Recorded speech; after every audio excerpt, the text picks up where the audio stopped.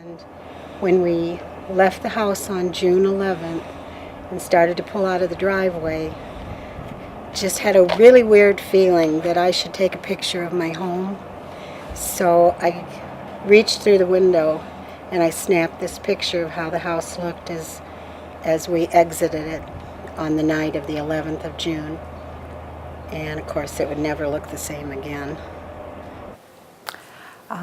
My residence is located at 1629 8th Street Northwest in Cedar Rapids. That's approximately 3.5 blocks from Ellis Park and about 8 blocks from the Cedar River itself.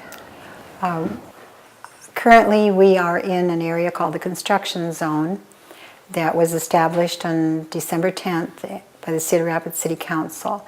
This is an area which we may possibly be bought out in 5 to 15 years. So currently that puts us in limbo because we're trying to complete the construction of our home, and we don't really know what the future holds for us because we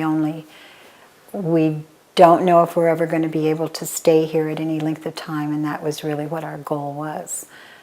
This house was our American dream. We lived here for 30 years, and now, because of the construction zone being placed here to assist with putting in the levee, we are told, we made our decisions long before that was a decision by the state or the city, and therefore now we are in kind of a limbo as many of our neighbors are and 554 other people. We're going to go ahead and complete our home and move into it.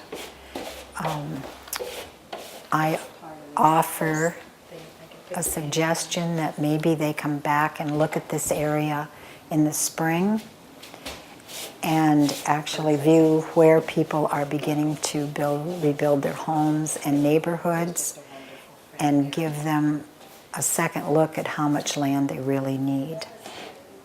It's hard to say what determination and what being stubborn is, but I know that I am resilient and I will have to accept whatever decisions are made.